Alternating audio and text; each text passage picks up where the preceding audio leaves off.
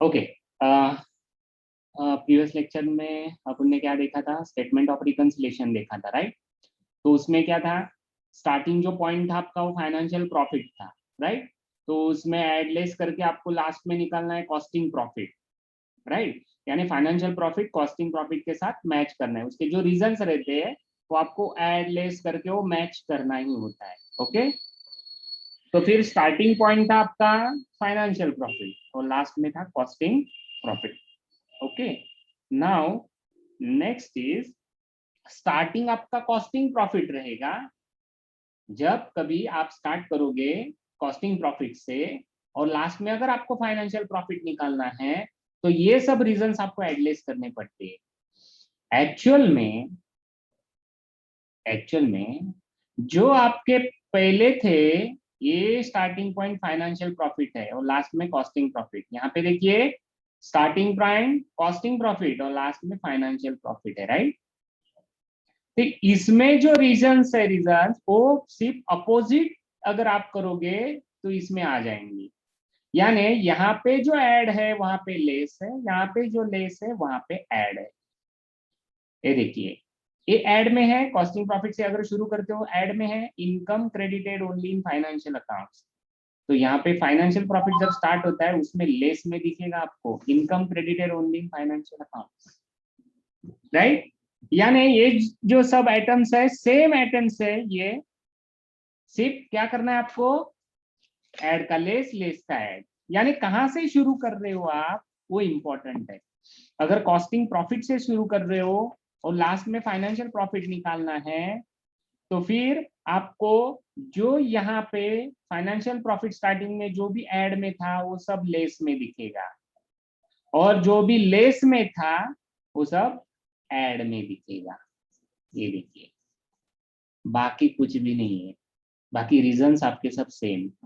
Okay, आप शुरू कहां से कर रहे हो ये इंपॉर्टेंट है।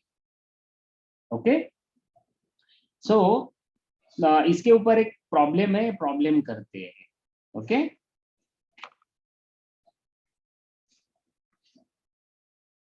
ओके, नाउ सी, आपको प्रॉब्लम दिख रहा है? Yes, yes sir. Thank you. Okay, अभी देखिए यहाँ पे प्रॉब्लम में the net profit of company for the year ended on 31st March 2014 was 56,600 as shown by financial books. The cost account disclosed a profit of 59,650 for the same period. On an examination, both sets of account, the following facts were disclosed. Okay, यानी ये जो है यानी आपका net profit financial book में है 56,600 और costing profit में है 59,650। यानी ये दोनों डिफरेंस है, एक का है 56,600 फाइनेंशियल बुक का और कॉस्ट का है 59,650, यानी डिफरेंस तो है। तो आपको डिस्कवर किया है आपने वो डिफरेंस, और डिफरेंस आपको रिकंसाइल करके वो मैच करना है। ओके, ये सब रीजंस दिए हुए हैं कि goodwill return of in financial accounts, transfer fee received during the year, depreciation charge in financial accounts, depreciation recovered in cost statement, opening stock as on 1st April 2013। ये सब रीजंस है, एक एक रीजंस करके हम देखने वाले हैं। Okay, prepare a reconciliation statement reconciling the profit as shown by financial and cost book, taking financial profit as starting point, costing profit as starting point। यानी पहले है आपका financial profit as the starting point। यानी starting point आपका financial profit रहेगा और and में आपको किससे मैच करना है, कॉस्ट से। ये पहला प्रॉब्लम करना है आपको। सेकंड प्रॉब्लम क्या करना है आपको, कॉस्टिंग प्रॉफिट स्टार्टिंग करना है और मैच करना है आपको फाइनेंशियल प्रॉफिट से। ओके, ये याद रखिए। पहला जो है वो पहला फाइनेंशियल प्रॉफिट स्टार्ट करेंगे। Okay, so reconciliation statement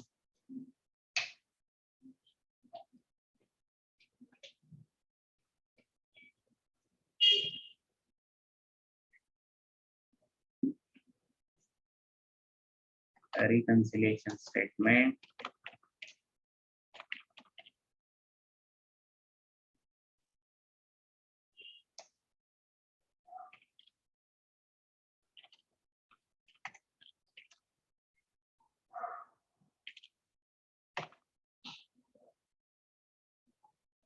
okay, yes, यहाँ पे पर्टिकुलर्स,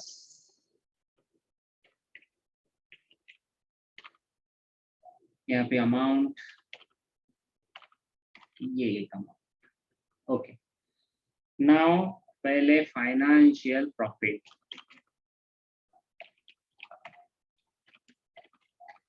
ओके, तो पहला स्टार्ट करेंगे फाइनेंशियल प्रॉफिट से। तो यहाँ पे देखिए आपका जो पहला फाइनेंशियल प्रॉफिट है, ये फाइनेंशियल प्रॉफिट यहाँ पे दिया हुआ है, ये देखिए। The net profit of the company year ended on 31st March 2014 was 56,600 as shown by the financial book. तो 56,600।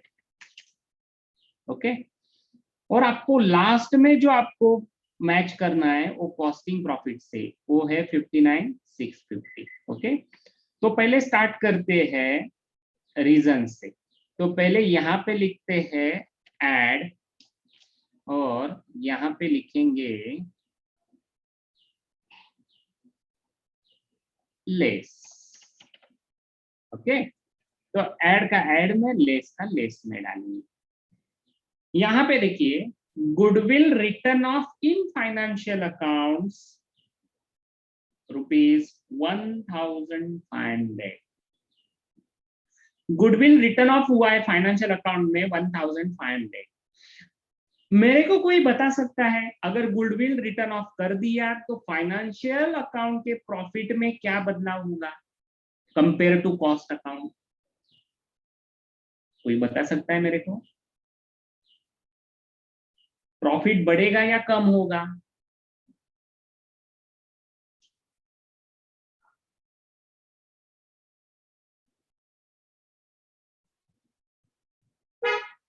यस,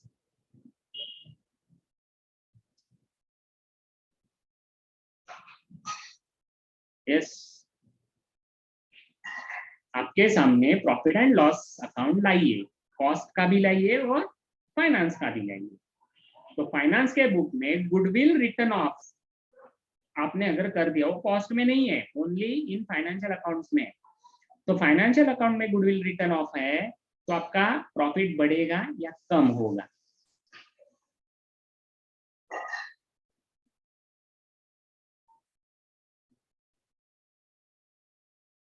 यस,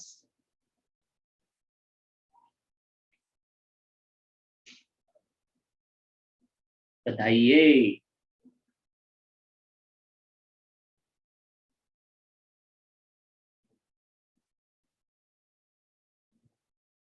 ठीक है, ये तो बताइए गुडविल रिटर्न ऑफ कहाँ पे आता है प्रॉफिट लॉस के?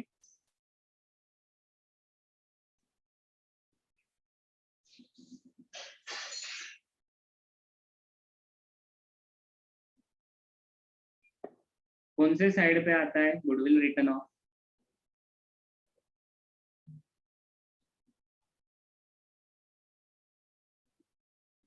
यस, बताइए बताइए बताइए बताइए बताइए। नहीं आ रहा है? याद रखिए गुडविल रिटर्न ऑफ जो है वो आप प्रॉफिट में से बाजू में निकालते हो, राइट? गुडविल रिटर्न ऑफ करते हो तो आपका प्रॉफिट ऑब्वियसली फाइनेंशियल अकाउंट में कम होगा। अगर फाइनेंशियल अकाउंट में कम है और आपको मैच करना है लास्ट में कॉस्ट अकाउंट के साथ, तो आपको ये मैच करने के लिए जो कम है वो आपको ऐड करना पड़ेगा।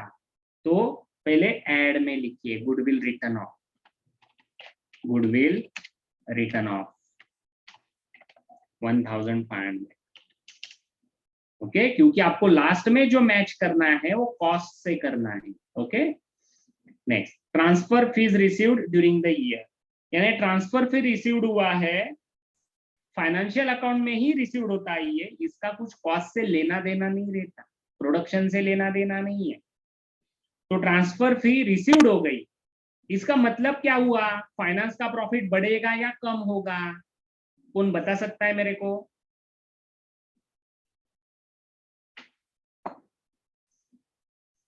यस,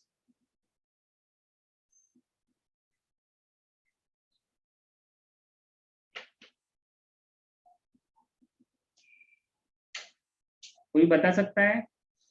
ट्रांसफर फीस रिसीव्ड अगर फाइनेंशियल अकाउंट में ही दिख रहा है आपको, तो फाइनेंशियल अकाउंट का प्रॉफिट बढ़ेगा या कम होगा?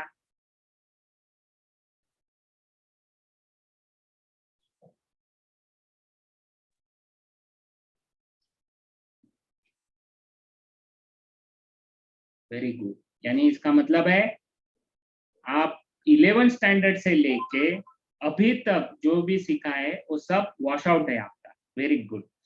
तो फिर ट्रांसफर फी रिसीव्ड ये इनकम है, तो इनकम है इसका मतलब उसका एडिशन होगा, यानी फाइनेंशियल अकाउंट का प्रॉफिट बढ़ेगा, राइट? ये फाइनेंशियल प्रॉफिट में ही इनकम की एंट्री हुई है, तो फिर इनकम की एंट्री अगर फाइनेंशियल प्रॉफिट में ही है तो कॉस्ट का प्रॉफिट आपका कम दिखेगा, सिर्फ फाइनेंशियल का प्रॉफिट ही ज्यादा दिखेगा। तो आपको मैच करना है कॉस्टिंग प्रॉफिट से, तो कॉस्टिंग के साथ लाना पड़ेगा उसको, तो इसके लिए वो लेस करना पड़ेगा transfer fee received.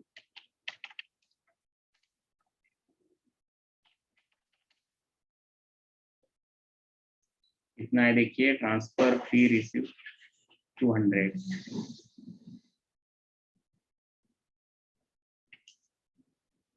Okay, now next, depreciation charge in financial account 750। Okay, depreciation recovered in cost statement 1000। तो कोई मेरे को बता सकता है डेप्रिसिएशन ज्यादा कहाँ पे चार्ज हुआ है?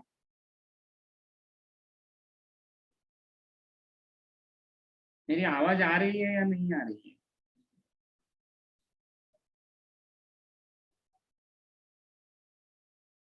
Am I audible?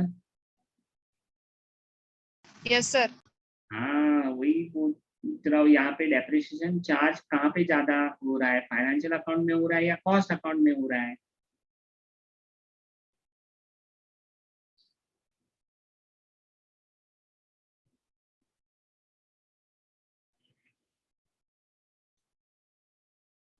Depreciation charge in financial account 750, okay, और डेप्रिसिएशन रिकॉर्डिंग कॉस्ट स्टेटमेंट 1000, यानी इसका मतलब है कॉस्ट में ज्यादा दिख रहा है आपको और फाइनेंशियल अकाउंट्स में कम दिख रहा है। अगर यहाँ पे कम एक्सपेंडिचर दिखाया फाइनेंशियल अकाउंट में, तो फाइनेंशियल अकाउंट में आपका प्रॉफिट बढ़ेगा, राइट? कम दिखाया है ना, इसलिए तो कॉस्टिंग का प्रॉफिट कम दिखेगा आपको। तो आपको कभी भी क्या करना है, फाइनेंशियल प्रॉफिट कॉस्ट के साथ मैच करना है लास्ट में। तो कॉस्टिंग का प्रॉफिट तो कम दिख रहा है ना आपको, तो फाइनेंस का भी कम करना पड़ेगा, इसलिए आपको यहाँ पे डेप्रिसिएशन अंडर चार्ज ऐसे लिखना पड़ेगा।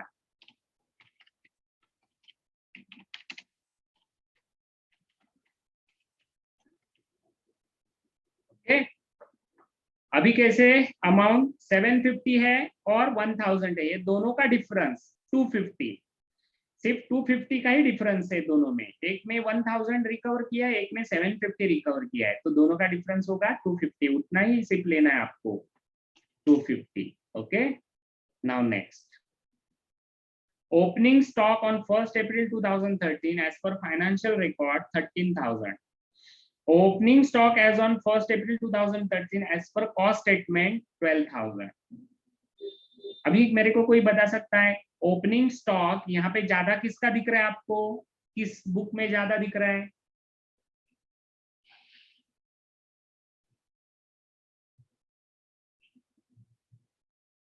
Financial records. वेरी गुड, तो फाइनेंशियल रिकॉर्ड में अगर ओपनिंग स्टॉक आप ज्यादा दिखाओगे तो फाइनेंशियल का प्रॉफिट बढ़ेगा या कम होगा?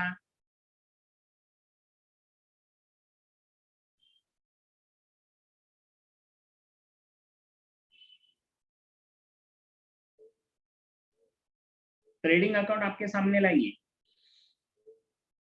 आपका ग्रॉस प्रॉफिट जो है वो बढ़ेगा या कम होगा अगर ओपनिंग स्टॉक आपने ज्यादा दिखाया तो?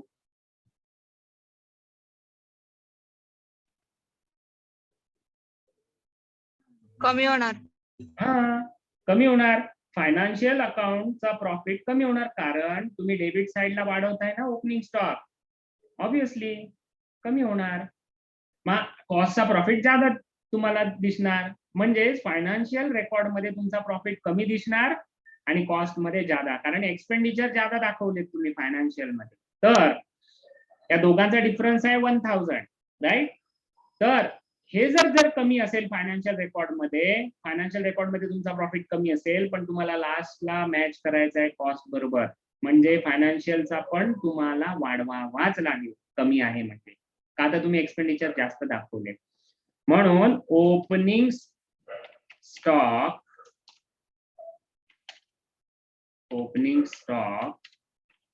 ओव्हर व्हॅल्यूड इन फायनान्स 1000, दोघांचा डिफरन्स. नेक्स्ट बघा आता, closing stock on 31 March 2014 as per financial record 14,000. Closing stock as on 31 March 2014 as per cost statement 15,000. तर आता मला सांगा, ट्रेडिंग अकाउंटच तुमच्या समोर आणा. आता इथे ज्यादा कोणाचा आहे? कॉस्ट मध्ये तुम्हाला ज्यादा दिसतंय क्लोजिंग स्टॉक, म्हणजेच ज्यादा जर असेल क्लोजिंग स्टॉक कॉस्ट मध्ये फायनान्स पेक्षा, तर फायनान्शियल रेकॉर्ड नुसार तुमचं प्रॉफिट कमी होणार की जास्त होणार? जास्त होणार. फायनान्शियल रेकॉर्ड प्रमाणे जास्त होणार का? ट्रेडिंग अकाउंट तुमच्या समोर घ्या, तुम्ही फायनान्शियल रेकॉर्डच्या ट्रेडिंग अकाउंट मध्ये दाखवताय 14,000 आणि कॉस्टच्या रेकॉर्ड मध्ये दाखवताय 15,000, बरोबर? मग क्लोजिंग स्टॉक वाढल्यानंतर तुमचं ग्रॉस प्रॉफिट कमी होतं की जास्त होतं? कम होगा. यस, कम होगा. उल्टा ही है, ये ओपनिंग स्टॉक का उल्टा चलता है. ये ओपनिंग स्टॉक डेबिट साइड में आता है ना, इसलिए इसका उल्टा है. अगर आपने क्लोजिंग स्टॉक कम दिखाया तो आपका इनकम भी कम होगा. तो फाइनेंशियल रिकॉर्ड में कम दिखाया, कम इनकम दिख रहा है, और आपको मैच करना है कॉस्ट के साथ, तो आपको ये भी बढ़ाना होगा. इसलिए एड में जाएगा क्लोजिंग स्टॉक अंडर वैल्यूड करके, जैसे ओपनिंग स्टॉक ओवर वैल्यूड किया आपने, इसका अपोजिट होता है ये closing stock over value, sorry under value, दोनों का डिफरेंस. ये देखिए 14 और 15, 1000 का डिफरेंस. ओके, चलो ये स्टेटमेंट तो सब रीजंस तो हो गए. अभी एडलेस करते हैं, ये सब निकाल देंगे.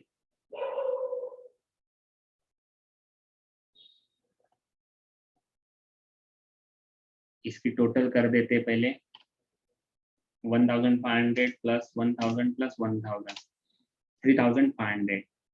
तो अभी इसकी टोटल कर देते हैं, 56 प्लस 3500, 60,100, और ये इसमें लेस कर देते हैं 200, 250, 450.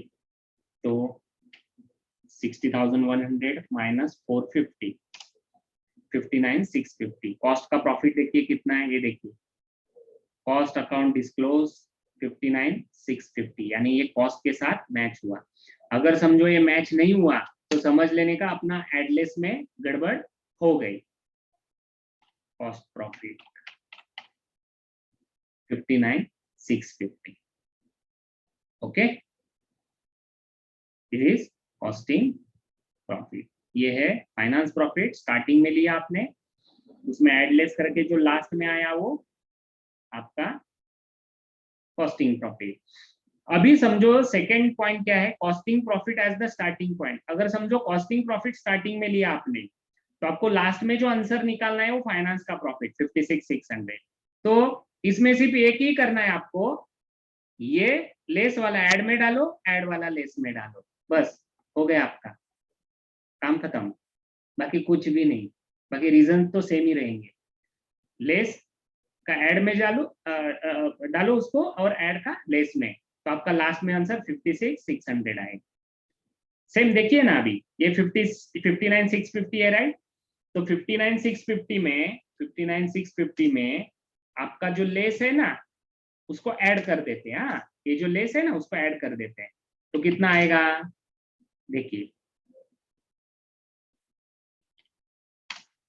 6100। ओके, तो 6100 जो है ना, 6100 जो ऐड वाला है ना वो लेस कर देंगे। ऐड वाला 3500 आया टोटल, तो उसको लेस कर देंगे। ये देखिए 56,600, यानी लास्ट में आपका आंसर 56,600 आया। बस उतना ही करना है। This is all your reconciliation. Okay.